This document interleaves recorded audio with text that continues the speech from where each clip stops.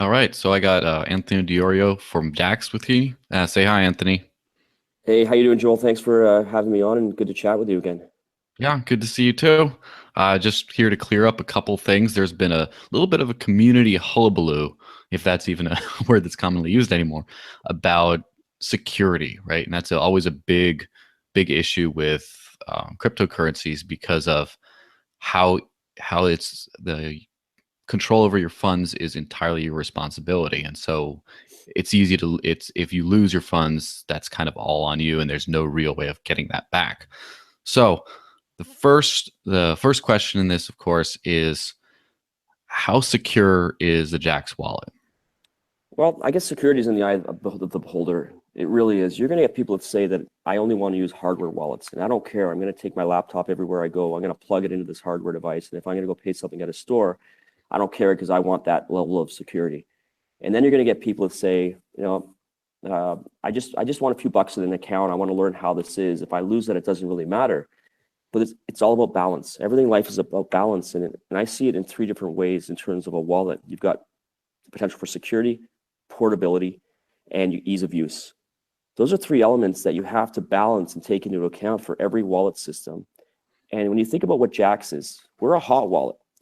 We're a hot wallet that's focuses on an interface and ease of use for the masses to start understanding this technology. Okay, we're on 9 different platforms. We support many different tokens. We have a great user experience, but with that does come some trade-offs, and there's nothing you can do with trade-offs. It's going to happen. So we really focus on, and security, portability, and ease of use. And the trade-offs for us is you're always in control of your keys. Okay, with Jaxx, your keys are created on your device. You got to be in control. You have to make sure your device is secure. Okay, if I'm walking down the street and someone, I drop my wallet, someone gets my wallet, and I've got $5,000 in that thing, and someone takes it, whose fault is that? They're going to say, it's the person's fault. Well, some people might say it's the manufacturer of the wallet's fault because they didn't put a chain lock on that thing, and they should have given me better security. But there's that trade-off of, well, I need to be able to take the money out of my wallet quickly, and I understand I shouldn't be putting a lot of money into that. So we're a hot wallet. We need people to be in control of their device. If somebody gets into your device, now either steals it from you and you don't have any security pin, password, fingerprint system on there, okay, they still have to get past the potential pin inside of Jaxx, okay, but that pin can be bypassed, all right? But our whole thing is you need to be in control of your devices. There's nothing you can do. If you don't have control of your device, it means a keylogger can be put on it. It means a screen capture software can be put on.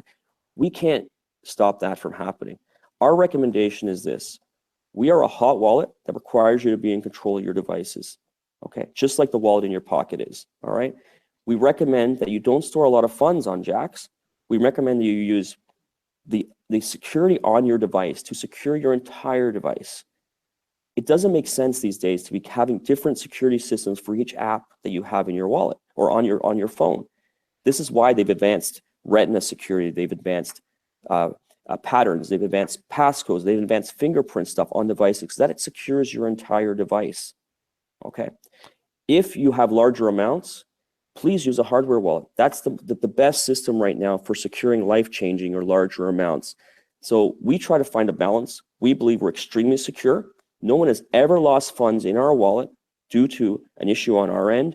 Now, if your phone gets stolen and you haven't secured that device and someone gets in and access to it, they might get that $20 that you have in your Jaxx wallet, that $50, that $100, okay? But that's up to you, and we can't be responsible for that. Please use hardware wallets for larger things. Use us when you need a nice, fast, hot system that pairs really easily between devices, that you want to show your friend how this works, how Bitcoin works, how Dash works.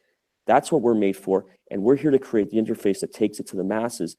But there will be trade-offs on certain things, and you have to be a responsible individual that actually makes those choices when choosing a wallet device. Yes, so it seems like, of course, correct me if I'm wrong, but it seems like a lot of the controversy around this seems to be around the PIN and being able to access the device's seed, right? The backup seed through just getting through the PIN. And it seems like the contention is that there's no passphrase that you have to get through in order to get that. Is Well, that is that an accurate assessment? let's take a step back. So that is what people are talking about. But the first question I have to have is, why are you not in control of your device? Okay, so have you given your device to somebody? Have you removed your device security, given them access to your phone, and then let them go and do something? So that's what's really missing in the discussion right here is you have to be in control of your device. If I hand you my wallet, my cash, my wallet or my pocket, here you go. Again, who are you going to blame for doing that? You're not going to blame the wallet manufacturer. We have to balance certain things. And when I talk about portability, it means that we need to make it very easy. One of our features is how easy it is to pair between devices. Okay, the PIN that we offer allows you to secure that individual wallet. We don't want a server mechanism to be able to have a server mechanism that's storing a PIN that then enables you to pair between devices. The PIN is device specific. It's an added level that you can use that's hopefully going to stop somebody who gets temporary access of your phone from taking your thing. So what if someone accesses your phone, they do something on it, and they give it back to you 5 minutes later, you don't know anything happened? That PIN is just an extra stopgap method. Your major requirement is for you to secure your entire device. If you're not doing that, I don't really want to discuss what it goes to when you haven't done that, or you've given it to someone, you haven't put that device security on, and then it's, well, what if this? What if that? Well, what if I take my written down 24-word seed of my hardware wallet, which is your master thing, and what if I give it to someone? Are you going to tell me that the hardware devices have a flawed mechanism because someone took that piece of paper with that 24-word key on it and was able to access all my funds? So that way our hardware devices are meaningless. We have to balance portability, ease of use, and security, and there has to be trade-offs there. And if you're not happy with our system, and we're perfectly happy with the security of our system, as long as you're in control of your device, if you're not happy with the way that works, you have the power as an individual to make other decisions and to use hardware devices and use other options. But to say we have a vulnerability is complete crap. There is no vulnerability in that system. You have to be in control of your device. It's like saying someone steals a wallet out of your pocket, that there was a vulnerability in that system, a vulnerability in the wallet manufacturer for allowing someone to take the cash out of my wallet once I gave someone my wallet or someone stole my wallet. Yeah, so there are similar wallets that have a passphrase that protects any kind of use. Some of them have a PIN for normal use, and then like for access, and then a passphrase for any major operation. For example, accessing the seed. Now, is that something that would how would that improve security, or would that improve security if you had the user had the option to write down a big long password that then if someone got access to their device, they would need to get through the passphrase? Like, is there any meaningful increase in security if you have a long passphrase to get to the seed as opposed to just a 4-digit PIN? There's always security measures that you could do more and more to do things, but also with higher security level also removes the ease of use and portability aspects of things. So would that affect the ease of use if you had the option to have a password as well? It would, because we even look at the PIN phrase. We've been able to assist more people with bypassing. So people that haven't written down their key. Okay, we get a lot of new users who, no matter how many times you tell them, don't write down their key, and they message us through customer support and say, I didn't write down my key. I have it on my Android phone and there's a PIN on it and I can't remember my PIN. What do I do? And we say to them, you're supposed to, your backup key is the key to everything, okay? And what we'll do is we have a process in place that will actually, if we can actually figure out ways that we can verify a person, okay? We have a whole lengthy process where if you can prove that you have ownership of that wallet, we can assist them in getting through that PIN. We've had to rescue people like that, more people like that have had that issue. Then what if they had a longer password? What if they had something? We'd have no way to help that new person that just got into the blockchain space, okay? That didn't write down their key, put money in it, didn't realize what they were doing, had a PIN on there, and couldn't bypass the PIN. And we could either say, well, sorry, you're screwed, we can't help you out. Or we could potentially say, okay, we got to figure out a way here where we can prove ownership of that device, of your phone. We're going to take down your ID. We're going to do potentially other things, a whole process, and we can assist you on how to bypass that PIN. We couldn't do that for the ease of use, potentially, if we had another system in place that was harder to get in. We have to balance so many things in our ecosystem. We're balancing customer support right now. We're balancing the surge in growth and all this. We're balancing all these things. And the major thing we ask is that you have to be in control of your device with our security model right now. That's what it is. Interesting. If you don't like our security model right now, use a hardware mechanism. You have that option, you have that choice. There are no vulnerabilities in Jaxx if you remain in control of your device. Okay, there's no vulnerabilities anyway. It's our security model. People need to take responsibility. With a lot of power of your holding your keys comes a lot of responsibility. You have to choose the best method for you. We have a great product, very portable, very easy to use, very secure, and we're very happy, and a lot of people are happy with it. And you can tell by the growth of what we're experiencing that people are happy. No one's lost any money on this system because of this.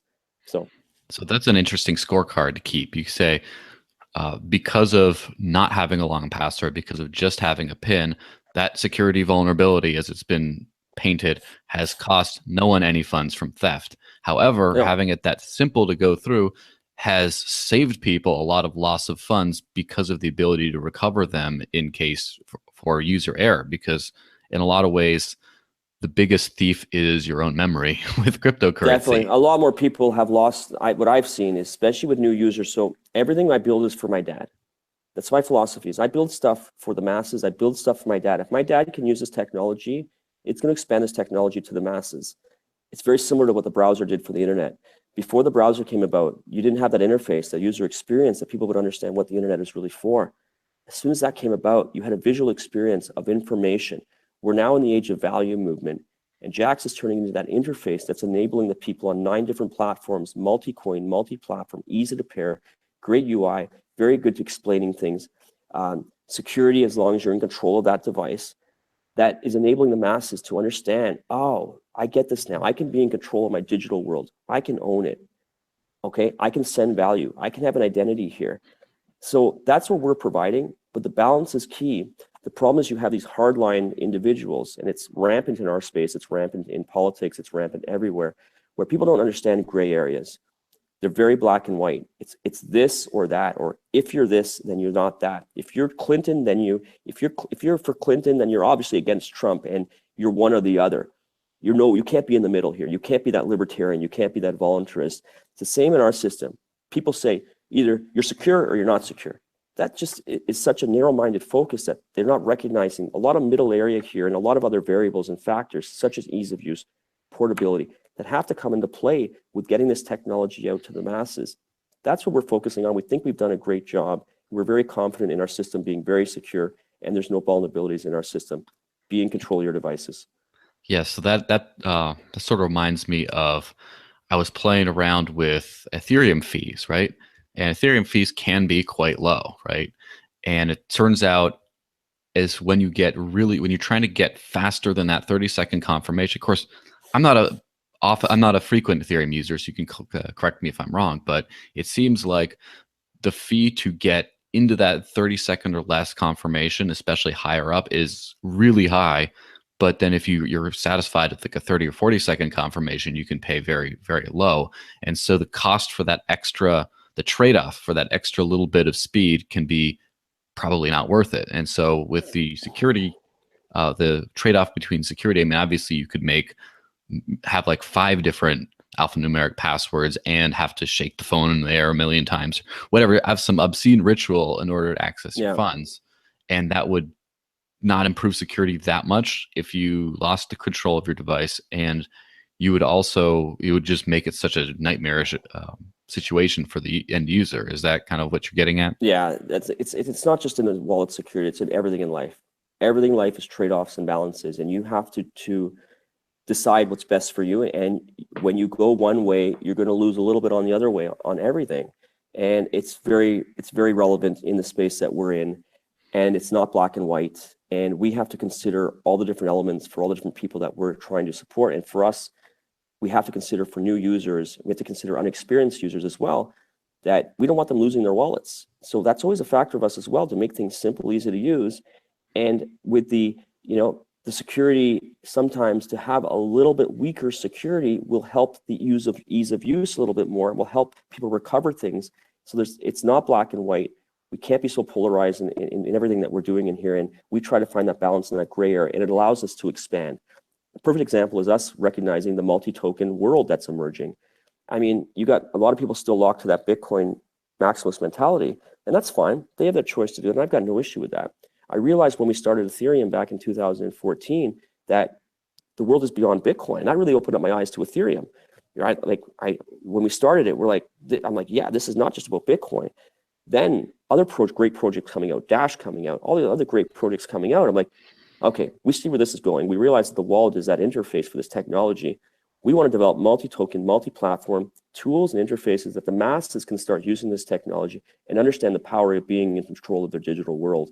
So that's where we are. We're trying to find a great balance. We think we're doing it well, and we're going to keep pushing forward. Yeah, so it seems like the security above all, it seems like there's two different worlds when approaching digital currencies, which is the insular world of people who are already on board, a lot of highly technical people maybe, and then the world of people who just don't really care about digital currencies unless you explain to them, the noobs, right?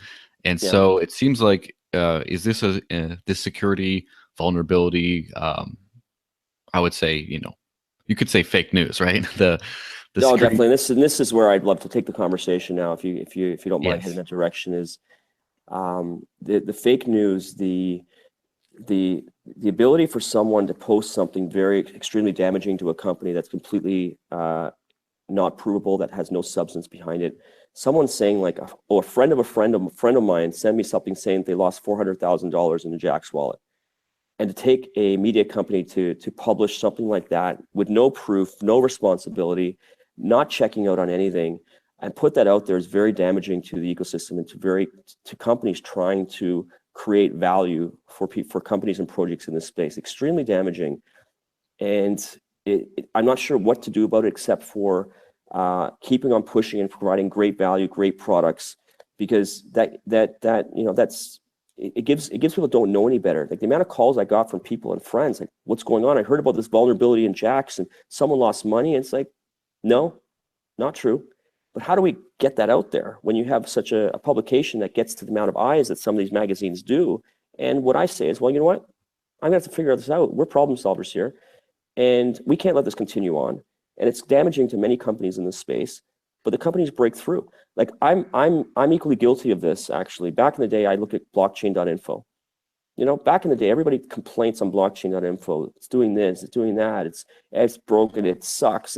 And I realize now that I kind of like to call it the blockchain.info syndrome, where they're the leading company, okay, Bitcoin wallet company for many, many years. They've got millions and millions and millions of wallets. They've onboarded so many people. They're still there. They've done such a great job, actually. And I remember being the person back in the day that was criticizing them. And until you walk in someone's shoes, until you run a company that's doing this, until you really understand what's going on in the back end, you're just somebody there that is spewing something on the internet that you don't really know any better. And I'm going to do a better job of doing this. I'm going to do a much better job of actually realizing that 80%, 90% of what I'm reading online is not true. Okay, there's no proof of it. And if we're not thinking along those lines, we're absorbing information that we think is true and accurate and really isn't. And I want to make it one of my missions to help fix that situation. It's not good enough for me to say it's c'est la vie. I love solving problems. We've done it with wallets. How do we make it so people can be in control of their wallet? We've done it with exchanges now. How do we do exchanges without having people holding their money on an exchange? We've done that in Jaxx. We have Shapeshift. We have Jaxx. No need to hold your money on exchange. You can now do exchanging while being in control of your funds. That's a problem solving. I love solving problems, and I'm going to figure this out. How do we not allow these media companies that are spewing and hurting companies the garbage that everybody is absorbing because they don't know any better? It's about education. It's a key element. It's about how do we get rid of a lot of these anonymous systems that are allowing people to multiply create accounts and spread this nonsense, this garbage that's out there. And I'm going to take this as a personal mission. And in the interim, I'm going to not let this affect our company. We're going to keep going, keep providing great products, keep being very positive. And we're going to take this as a learning experience of there's some things we can't control. There's some things we can control. To be able to understand which we can do and which we can't, we're going to do that. And we're going to move forward and we're going to excel. And it's going to push us harder. We're going to continue executing. We're going to continue supporting this entire ecosystem. And we're going to keep getting people into this technology that we think is so valuable, that enables people to be in control, full control of their digital worlds.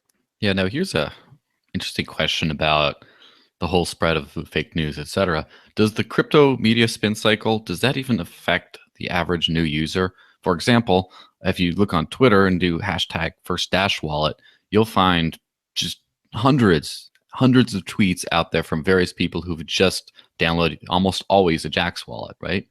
How Yeah. often do those people, are they affected by the news cycle? Do any of them even know that there's this supposed massive security vulnerability and like all these lots phantom lost funds with Jaxx Well, wallets? Is that something that the average new user will even ever pick up a whip of?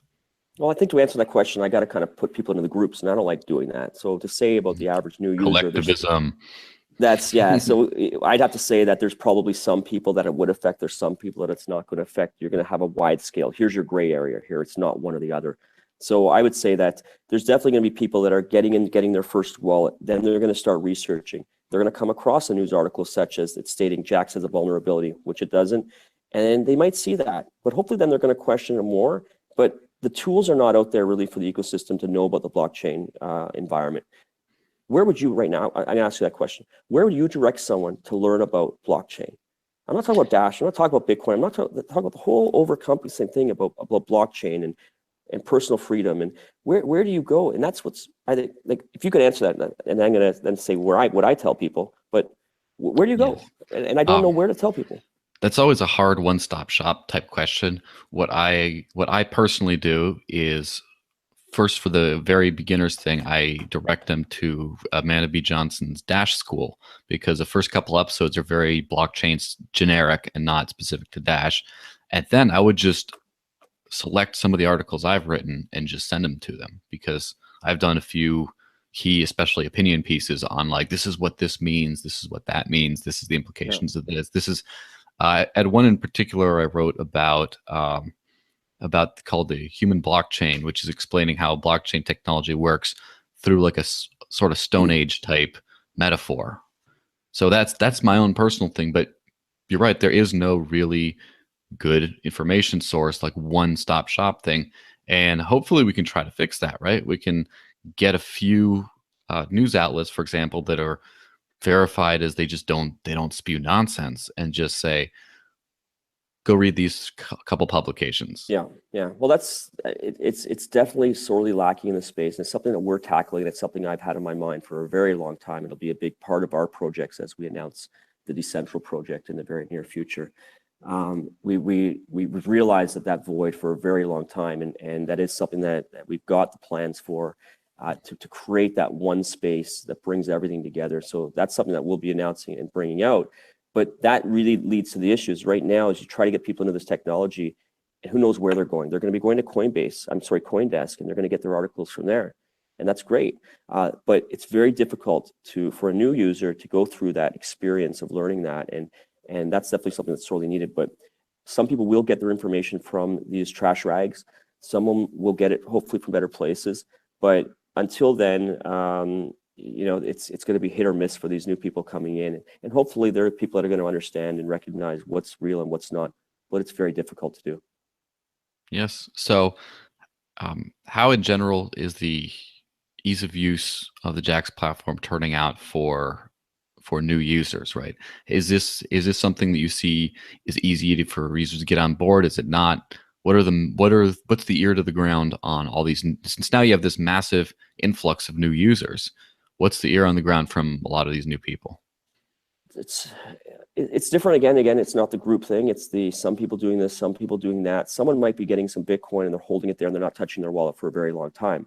Those people are going to think it's a great way of doing this. Others are going to try to, maybe they get some rep in their wallet, and then they're like, well, why can't I move my rep? It's saying I need Ether. And their questions to us in support will be, I'm trying to move rep. Why do I need Ether? Well, we got to explain to them because, Ether is the fuel that runs the Ethereum network, and rep requires Ether in order to operate. So that's why you need to make sure that you have Ether in your Ether account in order to send rep. It really depends what people are using it for. Some people holding it, some people doing a lot of trading. I mean, geez, we just announced we're on pace for $80 million in Shapeshift volume this month inside of Jaxx. So that's, we're growing multiple times that every month. So with that becomes more and more questions. Well, how can I do this? Well, why is Shapeshift taking so long? Is that a Jaxx responsibility? Our customer support is flooded, but it's because we're a multi-token, multi-device platform. We're supporting 9 different devices. We're supporting 16, 17 different coins. We're not your Bitcoin wallet. We are we're very expansive and we do trading on there. It's a very complex system that we've tackled, that we said, we're going to take this head on. We're going to provide that interface for the masses here that can enable trading, eventually enable a ton of other features inside of Jaxx. We just announced 70 partnerships with the likes of Coinbase, with the likes of BitPay, Civic, Bittrex, Kraken. We are actually, sorry, Kraken, we haven't signed that one yet. Shouldn't have said that one. But all these different exchanges, all these different identity partners are all coming inside of Jaxx to create this hub for this experience. So it's going to be becoming more and more complex, and we're ready for it because we understand with more complexity comes more customer support, comes more people complaining, but it's just part and parcel of this blockchain.info syndrome that I mentioned, that we are going to just, we're looking to become that interface that everybody comes into, and we're gonna keep going, we're gonna push us better, we're gonna continue improving, keep making it things much more, explaining things better tutorials, videos to help onboard people. We're going to do our best. We're going to keep going, and we're hoping that the community is going to be on board with us to support what we're doing, because we're a free app, everybody. You have your choices. You can use products, you cannot use products. You have that choice. We're a free service that's enabling people to take control of their life, manage their digital assets, send, move them, exchange them, and we're free to you. So the amount of, we're hoping that people back us, people understand what we're trying to do for the community. So help us out, become ambassadors for us, because we're really providing a really cool service for people, and we hope people understand what we're doing. Yeah, do you see any an attitude in the crypto space of try to take down the big guy, whoever is becoming too corporate, too successful? Is there a sort of drive to sort of knock that down? Again, there's people that are doing that. Obviously, there's a lot of people that aren't doing that. The most vocal people that want to do that will be the people that you're seeing a lot about online, because that's what they do. They troll. So if you look at what Coinbase has done, I mean, you get a lot of people that just hate on Coinbase. We announced a Coinbase partnership, and we had one individual, well, we think it was one individual, there was like 300, 400 retweets of someone saying that Jaxx, you shouldn't be supporting Coinbase because they're an evil company. And it's like, Coinbase has brought and onboarded, I don't know how many millions of people into this technology. They provide a very valuable service that people have the choice to use or not to use. If you don't want to use them, don't use them. But to be spewing nonsense, whether it be competitors doing this, who's doing this, to spew this garbage that can help or destroy companies because of this, companies that are providing true value, because you don't like something about them, don't use them. It just frustrates me that people have choices, they don't take responsibility, and instead of not using something, they make it their goal to go out and try to destroy something. And these companies have learned, just like we're learning, we have to continue moving, keep doing what we're doing, not to waste our time or spend our time dealing with that trolling, dealing with this nonsense, this garbage, and figure out ways to get your message out that overpowers that, and people show that you are providing true value. Can that community criticism ever turn out to be a positive? For example, take a crazy hypothetical where someone discovers an actual legitimate security vulnerability in the Jaxx platform and then decides to put on broadcast all over Twitter. What would you think of that individual? Would that be gratitude? Would that be hatred? Would that be some sort of, again, balance between the two? I would understand that they have the choice to do whatever they want. And I would understand that I would appreciate if someone did find something in us, an issue with us, that they'd approach us first and say, listen, we're here. I found something out. I'm not here to hurt the community or harm anything. I wanted to bring this to your attention so that you could investigate and look at it, which we would do. And we'd try to identify if this is something that's true, if this is not something that's true.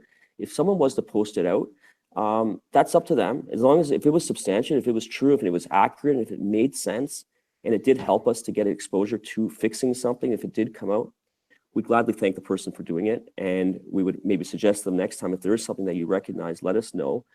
But they would just be putting something factual and honest and true. But to put something out there that doesn't talk about the facts, that talks about, well, if I was able to do this, this, and this, and this, well, then I was able to get access to this. If I go and steal someone's device and they don't have a password on it, and they don't do this and this and this, well, I'm considering this a vulnerability, and that Jaxx has to fix that. And that's really what happened with this situation here. And if someone does find something really valuable, they put it out there, and it's a true and honest thing, we'll admit to it. That's what a good company is going to do. We need to show people that we're trustworthy, that we're honest, we're transparent, we interact with the communities. All these things that make you want to trust us in providing the software that enables you to manage your own keys. We have to do this in this space. We have to do this if we want to be in a successful company, if we want to grow, we want to keep providing value to people. And I'm going to continue to do that. But we're also going to be responsible for when there is an issue, when there's something brought to our attention. We're going to have to take responsibility because that's what good companies do, and that's something we'll definitely do. All right. Well, thank you very much for taking the time to clear the air on this sort of thing. It's definitely going to be helpful to have another perspective out there to counterbalance with some of the other early articles that were circulating. Definitely. We're going to keep pushing along. Our growth has just been crazy the last few months. We're going to keep doing this. We're going to get the masses into this technology, and things just going to start exploding. All right. Well, thank you very much. Thanks, Joel, for having me.